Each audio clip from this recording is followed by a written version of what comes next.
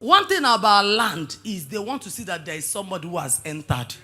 Once you enter, it's already appreciating. So from the moment you bought that land you're afraid of buying, you've appreciated that land. When you put your forms, you appreciate it. If you put a gate, it's a plus. So anything you add in a land is an increase. You don't need to do much. You don't need to do much. But then if you start building, it skyrockets. Because the moment you start building, the reason why your neighbor don't want to build, they are afraid of armed robbers. So when you start building, it means that one person has overpowered thieves. The second person will come. Third person will come. The land will continue to increase. That's it. But for the legality of a land, don't enter any land agreement without a lawyer.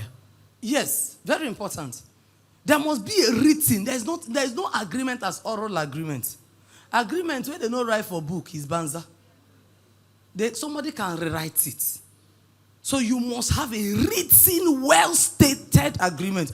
When you write agreement, don't trust anybody, including me. Take the book, read it once. Don't tell lawyer to explain. After you have read, write out your question, then take it to a lawyer. Lawyer can explain something to you that will destroy you for life. Read it first, over and over. Then write out your questions. Ask the lawyer a question. So the lawyer can explain. Make sure there is, and not just an ordinary lawyer, not charge and bail. Because charge and bail can write something and deny it. You will use another person's stamp and stamp it. Yeah, so look for a good lawyer. You will spend more, but it will prosper you more. It will help you in the future. You must write down and sign on every document that connects to your business. Whether it is land or whatever it is, you must write and sign. Make sure you sign. Or send a representative that is trusted. Please don't buy land in anybody's name. You know, some people that are abroad, they will say, oh, let's use somebody's name and buy a land. That person can easily claim it. Yes. Husband and wife are one now. Your wife is not somebody, husband is not, but make sure that wife is a good wife. Make sure that husband is a good husband. He's not the one that will go and sell your land and smoke Igbo. And it's not the wife that will go and sell the land and give the boyfriend. So you have to make sure there is no one rule in marriage.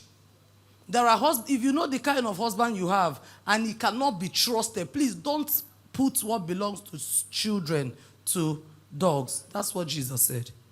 So there are people we give capacity they don't have capacity to handle. If you carry a land and give to your husband that does not have the capacity to handle it, he will sell it. If you give your wife, there are some wives you have, they don't need to know everything you have. Their name is there, but they don't know about it. Just make sure that it's in your will. But don't tell her, because she can facilitate your debts. No, when you're talking about property, you don't mix words. Because these are things that have led to untimely deaths. Untimely because of nonsense. Husband and wife killed themselves.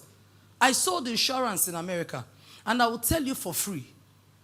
Some people actually mastermind the death of their spouse just because they want to inherit from their insurance. But it's a very necessity. Oh, it's a necessity to have insurance. Necessity raised to power 10. To have insurance. But you can have many and let her know one. Or let him know one. So there's no particular rule to this thing. That he's speaking in tongues does not mean his brain is speaking in tongues.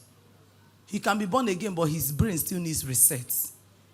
Handle him like the one whose brain still needs reset. Don't speak in tongues and get carried away.